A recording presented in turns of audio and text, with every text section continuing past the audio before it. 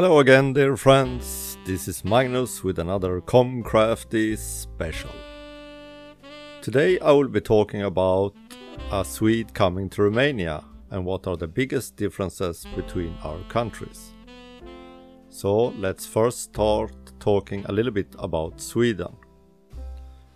Swedes are pretty private people.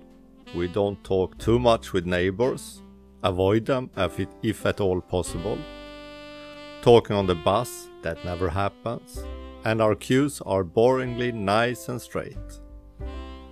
Driving a car in Sweden is a one lane per car affair. Moving to Romania, I had to fix my papers, so the next thing I had to do was to get my residence permit. We jumped in a taxi and at some point came to a 3-lane road, so I expected one car per lane. Instead, I saw a dance of 5 to 6 cars, defying all physics, and Einstein's law of relativity, trying to squeeze 6 cars into 3 lanes, and somehow managing it.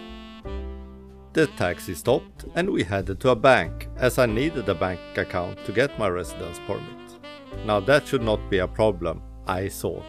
Naively, you might think. I stood in line like a good Swede, ruler in my left hand to make sure I was the designated distance from the people in front and behind me. But to my surprise, they did not form a straight line.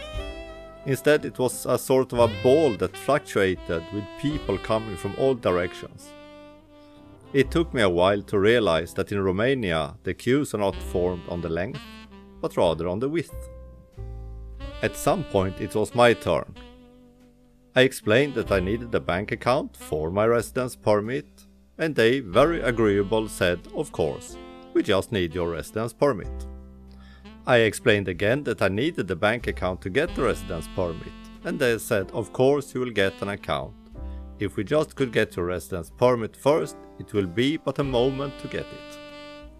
Stuck in this Kafka-like situation for a while, I made my excuses, stepped one door to the left to another bank who said, no problem, we will fix it for you. You just need to sign some papers. 5 minutes later, a trolley was wheeled in with a stack of paper that must have taken a fair chunk out of the Amazonian rainforest. 30 minutes and about 120 signatures later, I was all done and happy. Well, except for my wrist, who had got unused to this task. But even that felt good. I mean, what wrist does not like to sign autographs? However, it would have been better if Comcrafty would have done those papers, as she makes a very interesting waterfall paper function that would have made this task so much more fun. By the way, have you seen what cool things Comcrafty does? And when I say Comcrafty, I'm actually saying my creative wife Veronica, as she is Comcrafty. In Sweden we send Christmas cards, as you do in Romania. And she has made a kit with cards for all occasions that anyone can make, and they are original. So this year I will not buy pre-made cards, I will make them myself.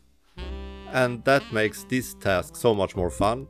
And that they will be unique and cheaper is just the icing on the cake. Now back to my story. Getting the residence permit after I had a bank account was not a problem at all. We jumped back in the taxi, fought with other cars who thought that surely it must be possible to have 3 cars in one lane. And it was. Arriving home safely, the neighbors again greeted me, and I responded with a good day to you too, but it rather sounded like Chewbacca mumbling, but I think I got away with it. What I love about Romania is its can-do attitude. Want to have an exhibition? Can be done, and so on. So even though I sometimes miss the straight queues, they are in fact rather boring. Well, that is all from me. Have a nice day, and if I don't talk with you before, Merry Christmas and a Happy New Year. Or like we say in Sweden, God Jul och Gott Nytt År, from all of us to all of you.